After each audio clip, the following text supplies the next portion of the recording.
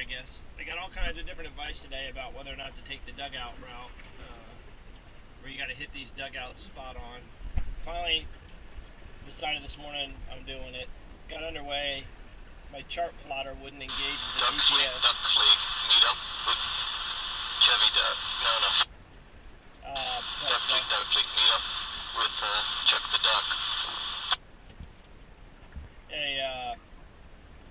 Switching to 68.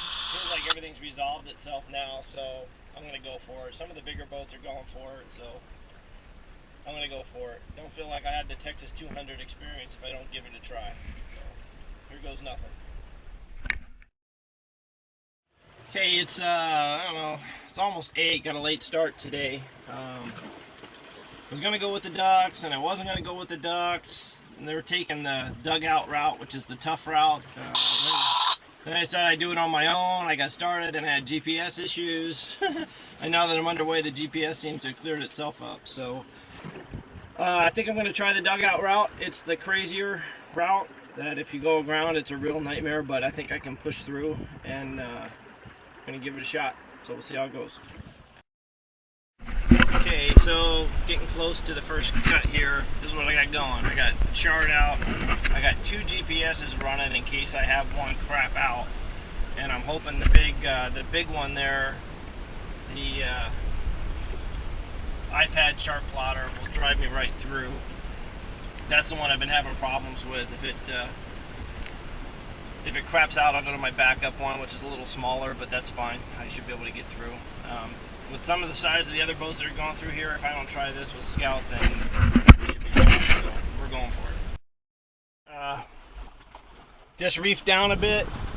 I don't want to be too overpowered. The breeze is coming up, going through these cuts, and there's not enough room for me to pull off a reef in there. I have to turn broadside to the wind to do it. So coming in the first one, which is Cape Carlos Reef, and talk to you on the other side. Okay, this is Ayers Cut. This is the place where John Turpin lost his boat because of all these oyster reefs out here. You have to come in this cut, and you have to get around way up there. You can't come straight into the cut. It's an uncharted reef, which had I come here at a higher tide, I probably would have hit because I didn't see it till the last second. And it kind of scared the bejesus out of me. But we're here. This is supposedly the last really tough cut. We've still got quite a ways to go. Everybody popped in just to take a break, and then we're heading out that way. Okay, I haven't done much filming this morning because, frankly, I was a little stressed. I had my hands full. Just left Ayers Reef and Ayers Cut. Everybody's through, I think. Most of us are through. Almost ran aground on a part of the oyster beds that weren't marked, but didn't. That's where one of the guys lost his boat here before. So we got like 20 miles to go to Army Hole, a couple more passes to run. I think we're through the worst of those, though. There were 3 that we went through: Carl's Dugout, Ayers, and another one. My brain's fried. So everybody stopped for a little bit after we got through the Ayers, which was the one that has the bad reputation. Got a bite to eat, checked the charts, and we're back underway again. That's Pilgrim out in front, and the long folding schooner boat is up there, I think. I forget what it's called. So hopefully it'll be a good day from here on out. They're expecting San Antonio Bay to be really rough, so we'll see.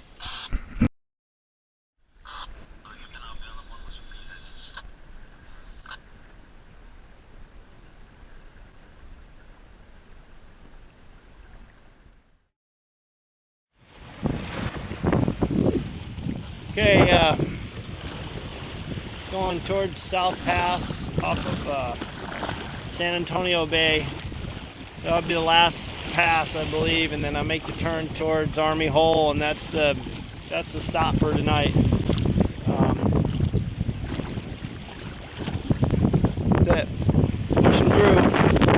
Got Gordo back over here. A couple other boats behind here.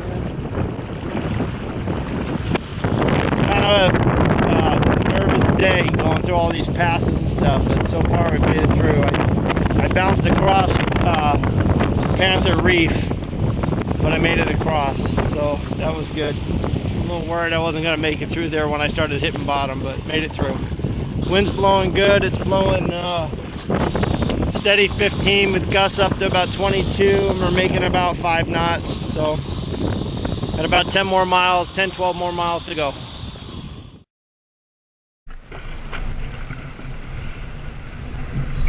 First time we've had to do any upwind work, we're trying to beat our way into Army Hole, and blowing.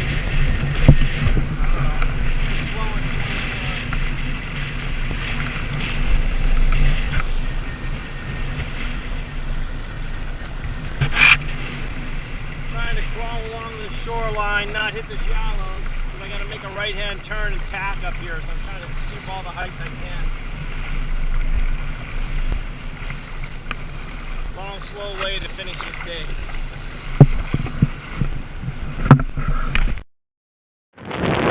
Okay, we're trying to beat our way into Army Hall. Not the wind, it's really about the trip. It's making us work for it. Gotta get up here and tack in. I'm trying to keep all the height I can without running into shallows. Makes for a long last 5 miles.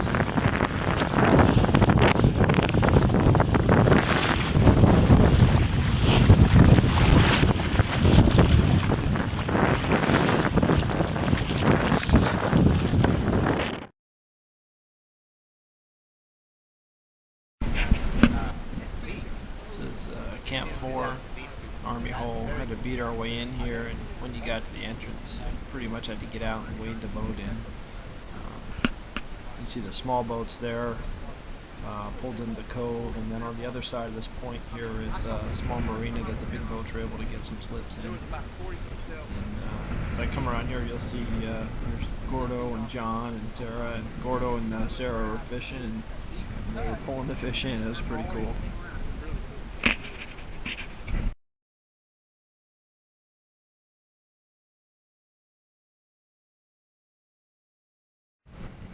Gordo down there fishing, and here come the ducks. They made it.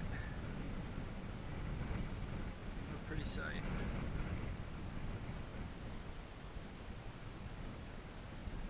This is Camp 4, Army Hole. One more day. Here comes the duckers ending their day at Camp 3. Hey, where are they going? Where do you think they should go? Over there?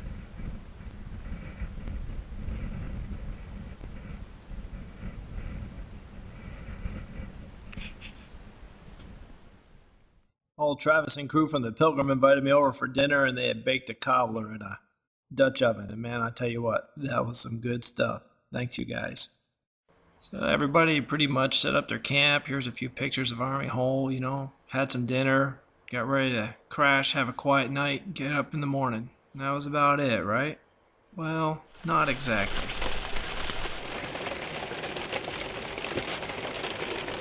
Well, I guess South Texas isn't done with us yet. Now we got thunderstorms moved in, beating the hell out of us, and it's got the boats all squirreled around. I was outside on the back of the boat trying to hold myself off the boat next to me as long as I could, but now it's pelting down. I don't know if it's hail yet or not, but it's pretty ugly. Looks like there's more to come. Yeehaw!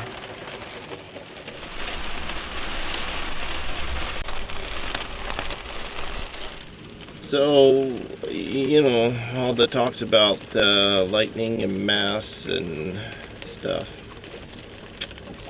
Yeah, well, when it comes right down to it, you just kind of sit here and wait and see what happens.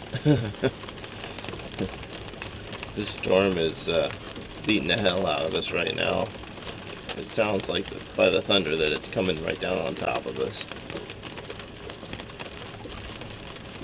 There's just I don't know if you can hear it, but there's just a continuous roar of thunder. Whoa.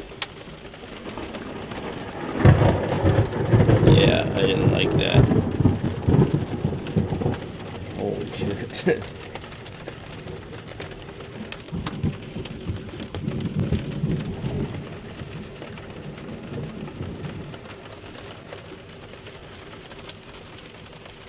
rain's letting up a little bit, but lightning seems to be getting worse. Jeez.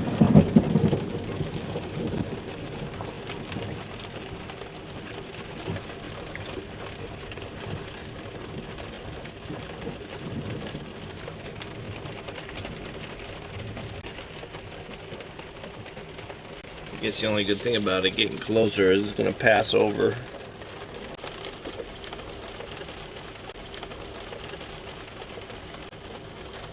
Wind seems to be letting up a little bit. Almost slept in the tent tonight. Can't decide if I'm glad I did or didn't. if I did, I'd be out there in a tent getting beat to hell. I wouldn't be in a boat with a mast sticking up. Oh, that was bad. I think the camera's only catching the really big flashes, but man, there's just constant lightning going on.